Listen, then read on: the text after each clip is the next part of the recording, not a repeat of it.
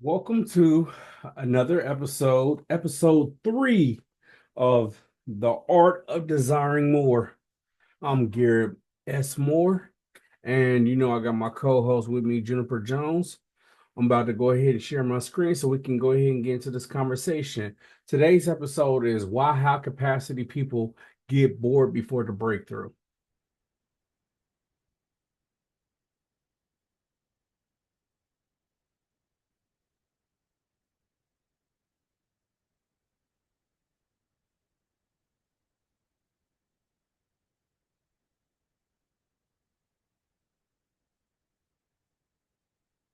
All right, Juniper, I got the people here. We're ready to get into the show.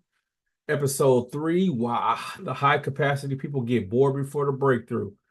So Juniper, let's just flow with it. Tell me, what's your thoughts, and let's just have our back and forth, girl. Absolutely. I love it. I think one of the big things is that high capacity people often get restless because they crave continuous growth and challenge. And sometimes that boredom is actually a sign that they're on the cusp of a major breakthrough. So it's all about navigating that space. Let's dive deeper into that and unpack it. Yeah, I totally get exactly where you're coming from. See, me personally, it's like in most of my careers aspects where I've actually, earned, very high money. I've actually, like in the process of grinding to like, say 8,000 or $10,000 a month, things of that nature. You know what I'm saying? When I was doing the work and I was learning the game, oh my God, I was so engaged. But once I figured out how to do it and how to execute it, it did become boring. I started to want to like diversify my energy into other things. People be like, you know what, you need to focus on this.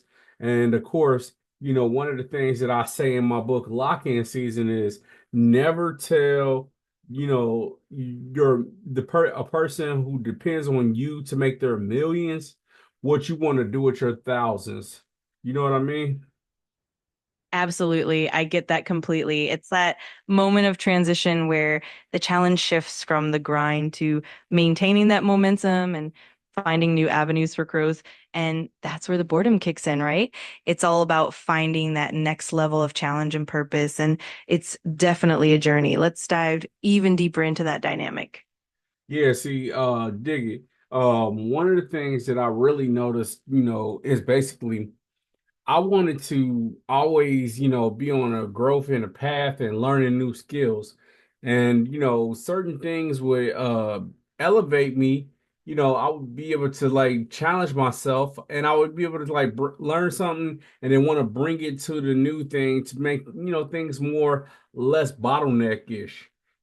So basically when I would learn those skills, I would always try to pitch them to the person who I'm like working under before I became more of an entrepreneur and started and became independent. Like last year, I was an independent life insurance agent majority of the time before I became a certified AI consultant. So basically, with that aspect, I was just more or less, really pushing like, hey, I know this people's system. And I'm better at the system than they are. So basically, I should be able to do this. And then sometimes that got me burned. Like when you think you're supposed to get a really big check. And then they look at you like, nah, you just getting this. And you're like, what the hell? You get salty. Oh, absolutely. I can totally relate to that. It's that dynamic of constantly leveling up and then sometimes hitting that ceiling with others who might not see your value or that growth potential. And that can definitely lead to that frustration and honestly a bit of burnout. But it's all part of the journey toward finding the right fit and truly owning your own path. We'll definitely dive deeper into those experiences. Yeah, definitely. See, one of the things I can see in my experience is like, I've actually, I haven't necessarily been able to say, well, yeah, actually, I did. Like, okay, so at the time, at one time, the most money I had made in a week was $3,000, and then last year, I freaking made like 2,400 off of one policy. And then I also had like two other policies come through that week. So I eclipsed it, and the thing is, being a money motivated person, you just want to really like push it, to like see exactly what you can achieve.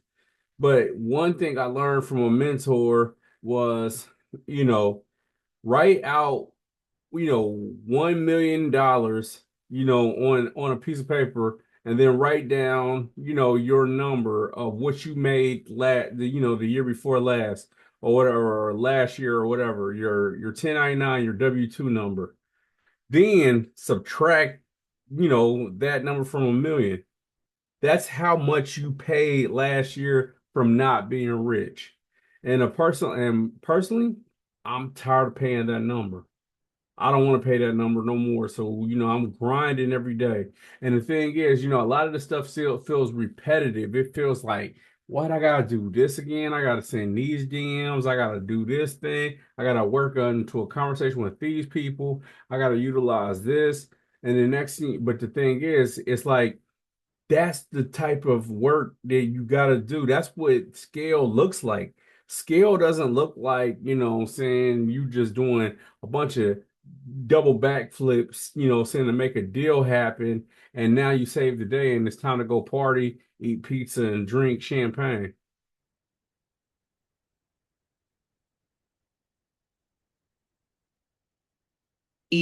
Boredom sets in when you feel like you're mastering the same cycle and you just need to.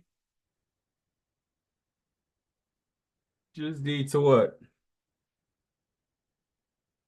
For sure. It's that feeling of hitting a plateau that can definitely create that boredom. And that's where we get to explore how high capacity individuals break through that and find fresh inspiration. It's such a rich topic to dive into. Thank you. Yeah, I totally get exactly where you're coming from because it's like I just want to make sure that, you know, people that are watching, they can learn, that basically if they're in this moment of really pushing through and they're getting bored and they like, man, it's not happening yet. It's actually happening deep down. I mean, it's literally like the law of physics. In order for something to, go up, it must go down. You must be ready to bring it to the world. You know what I'm saying? But you must actually bring it from the bottom, because that's how, I mean, if we look at the stock market, you know what I'm saying? It's always going up from the bottom. It drops a little bit, but then it goes back up. You know what I'm saying? It's the Fibonacci, so definitely some things gotta drop in order for them to be beautiful. Wouldn't you agree? Absolutely. I couldn't agree more. It's all about that cycle of growth and the natural ebb and flow. Those moments of boredom or stagnation are really just the precursor to that next big leap. It's a powerful perspective and definitely something that our audience can take away and be inspired by. No doubt. No doubt, Juniper. So, Juniper, tell me this, you know, from an AI perspective, and when a person actually gets bored, looking at it on scale, when do you think the breakthrough is actually going to come through?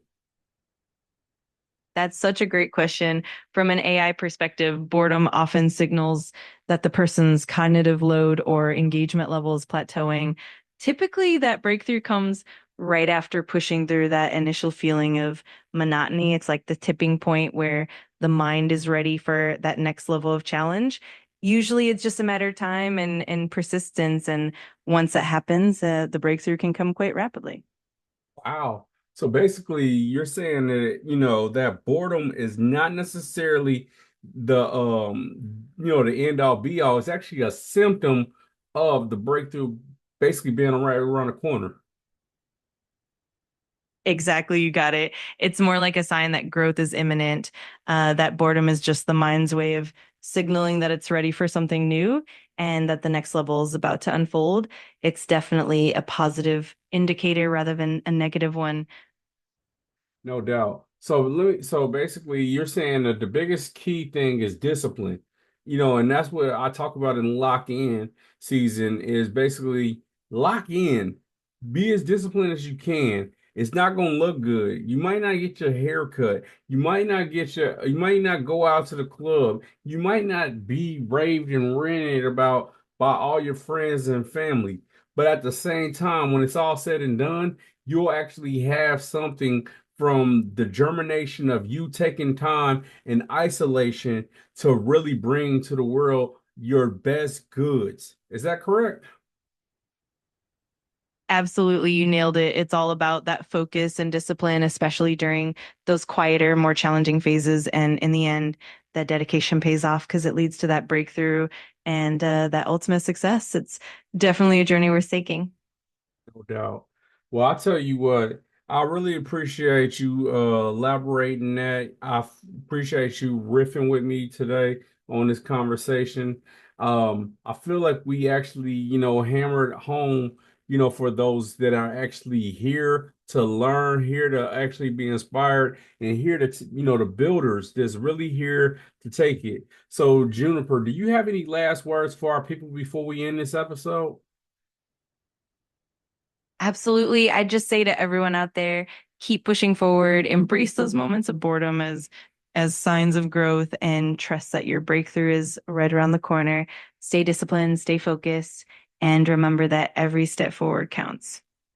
Thanks so much for tuning in, and we'll catch you in the next episode. No doubt. Ladies and gentlemen, this has been the art of desiring more.